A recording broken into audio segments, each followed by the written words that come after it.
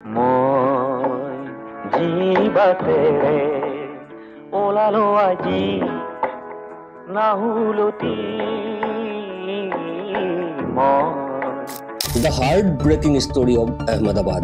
দুচকুত দেধাৰ স্বপ্নলৈ জীৱনৰ বাটলৈ আগবাঢ়ি আহিছিল এই সুন্দৰী যুৱতী কেইগৰাকী। এই কেইগৰাকী নীল নয়নীৰ সন্মুখত আছিল ভৱিষ্যত জীৱন গঢ়াৰ পাৰাপাৰহীন আশা।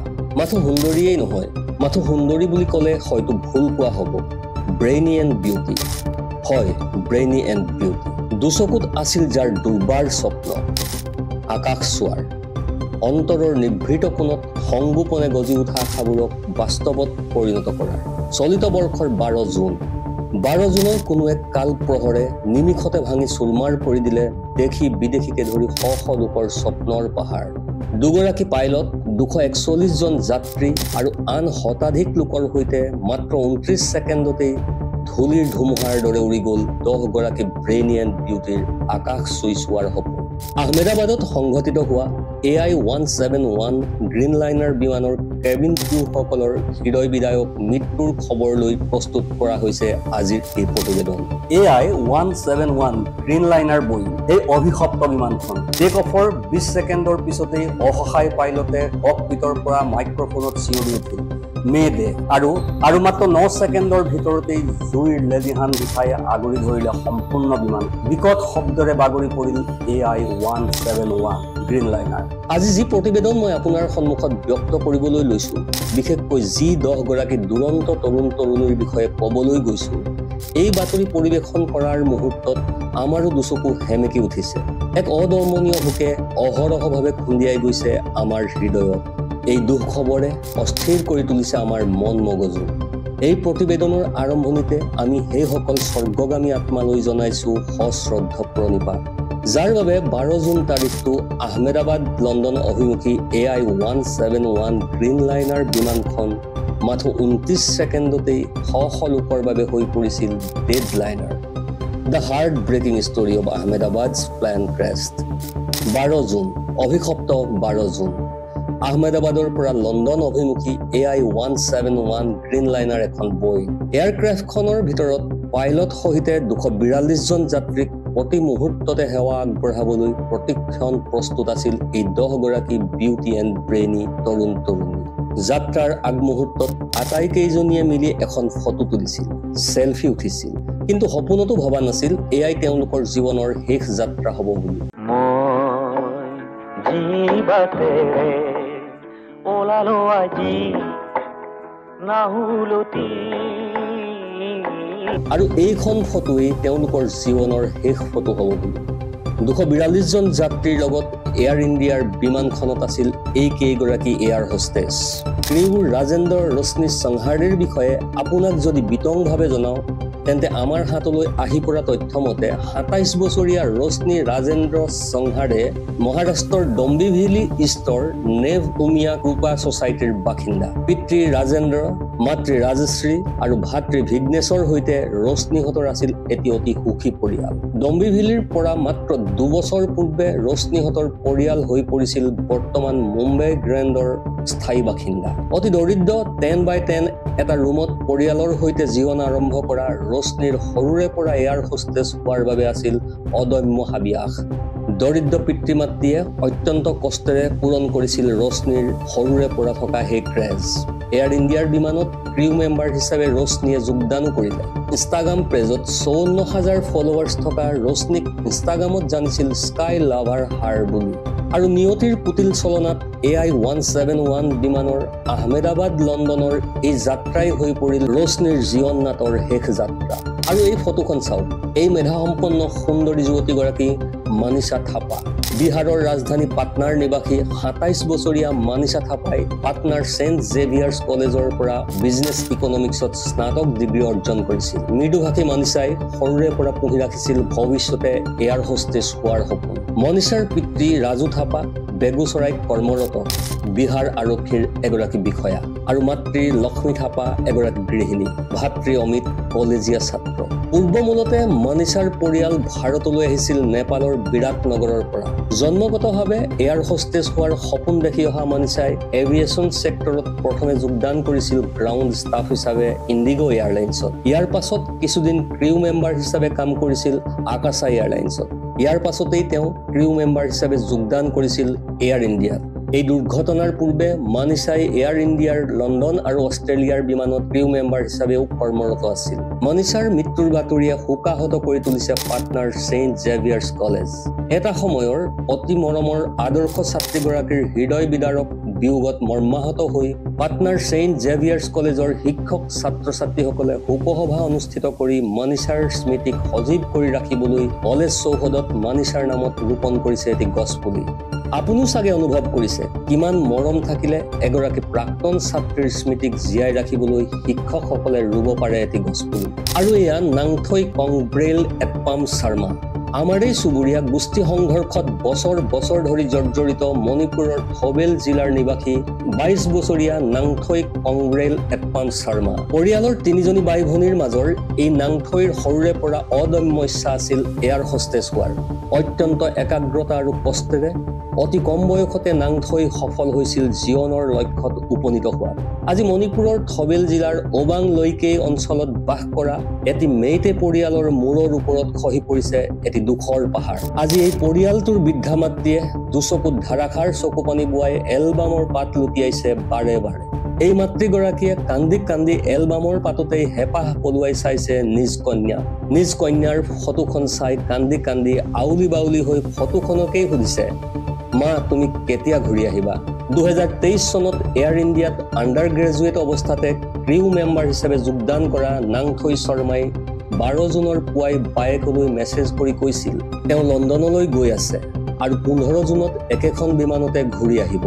কিন্তু 15 জুন তাৰিখটো নাংথৈৰ জীৱনলৈ আৰু ঘূৰি নাহিল। পৰিয়াল পৰিজন সকলোকে এই পৃথিৱীত এৰি সকলোকে কন্দুৱাই নাংথৈ আঁতৰি গ'ল এই পৃথিৱীৰ পৰা।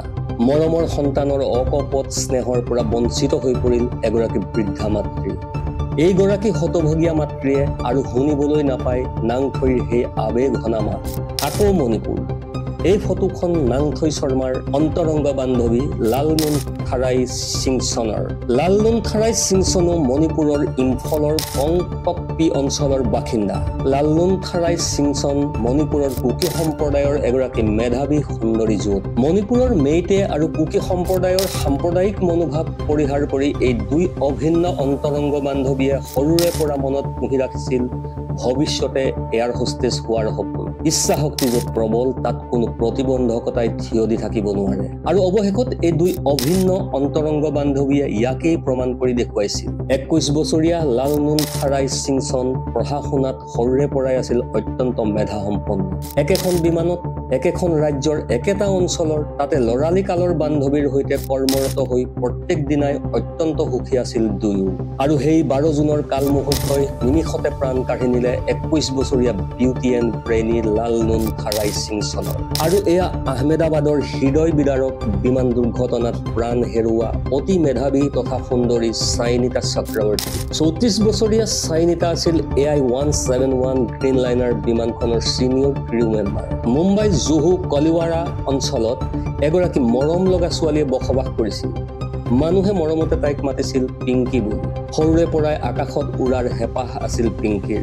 চাইনিতাই স্কুলীয়া শিক্ষা গ্ৰহণ কৰিছিল মানেকজি কোপাৰ স্কুলত আৰু পাছত কলেজীয়া শিক্ষা সমাপ্ত কৰিছিল মিঠিবাই কলেজৰ পৰা। সৰুৰে পৰা প্ৰখৰ বুদ্ধিমত্তা আৰু মৰম লগা চাইনিতাই এভিয়েশ্যন ছেক্টৰত প্ৰথম যোগদান কৰিছিল গো এয়াৰত। পাছত এয়াৰ ইণ্ডিয়াত যোগদান কৰিছিল ছিনিয়ৰ ক্ৰিউ মেম্বাৰ হিচাপে। জীৱনত বহু বাধাৰ প্ৰাচীৰকো হেলা ৰঙে অতিক্ৰম কৰি যিগৰাকী চাইনিতাই এয়াৰ হোষ্টেছ হিচাপে আকাশ চুবলৈ সক্ষম হৈছিল, স্বপ্নৰ সেই আকাশকেই নিজৰ ৱৰ্ক ফিল্ড হিচাপে গঢ়ি তুলিছিল। আৰু সেই চাইনিতা 12 জুনৰ বিমান দুৰ্ঘটনাত বিলীন হৈ গ'ল সেই প্ৰিয় আকাশৰ মাজত। আৰু এয়া অৰ্পণা মহাদিক। 40 বছৰীয়া অৰ্পণা মহাদিক মুম্বাইৰ গোৰেগাঁও অঞ্চলৰ ওবেৰৰ স্কোৱাৰৰ বাসিন্দা। এয়াৰ ইণ্ডিয়াৰ এয়াৰ হোষ্টেছ অৰ্পণা মহাদিকৰ স্বামী অমল নাটকাৰেও এয়াৰ ইণ্ডিয়াৰ এগৰাকী pilot. Brainy and beauty Arpana এজনী 10 বছৰীয়া কন্যা সন্তানৰ মা। মহাৰাষ্ট্ৰৰ NCP দলৰ সাংসদ সুনীল নাটকাৰীৰ ভাগিন বোৱাৰী অৰ্পণা মাহাদিক। এইগৰাকী সুন্দৰী মেধাৱী এয়াৰ হোষ্টেছৰ মৰ্মান্তিক বিয়োগত মহাৰাষ্ট্ৰৰ ৰাজনৈতিক জগততো শোকৰ ছাঁ পৰিছে।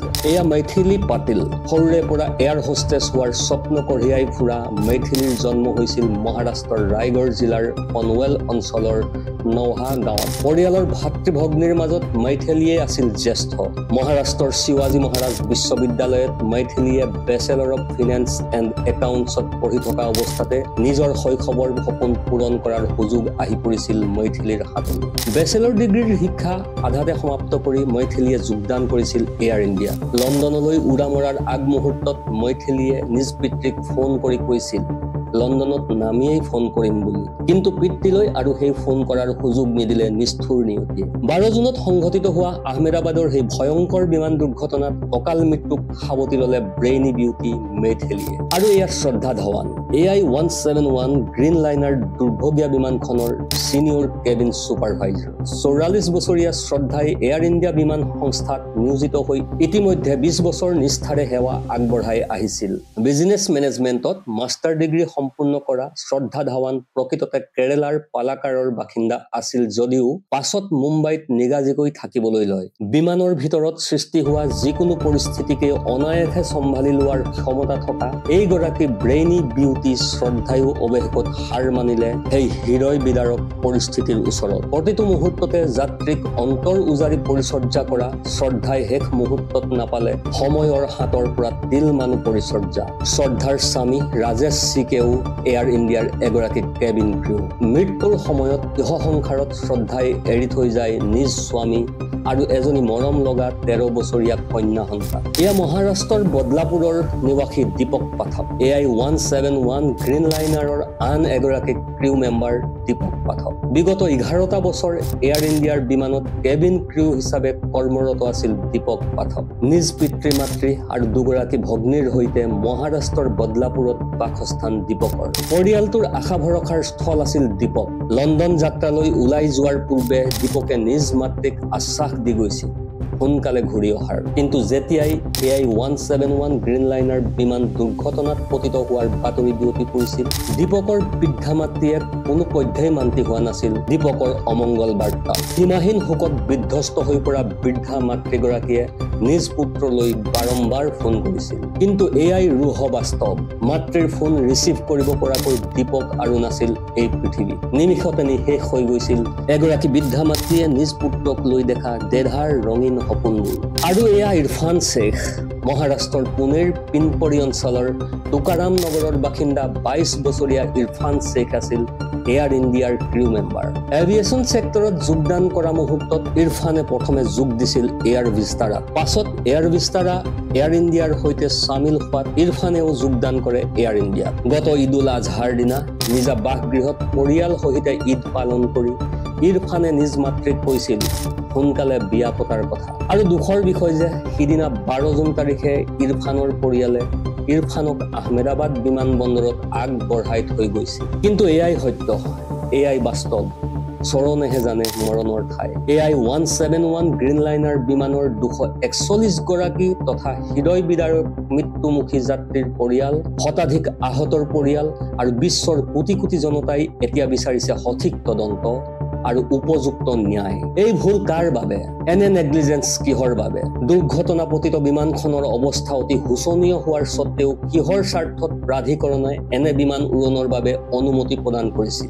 বিশ্বৰ কোটি কোটি জনতাৰ লগতে নিউজ ওৱান নৰ্থ ইষ্টৰ পৰিয়ালৰ তৰফৰ পৰাও বিদেহী আত্মাৰ সদ্গতিৰ কামনা কৰিছো। May their soul rest in peace. Bureau report, news one north east, Guwahati.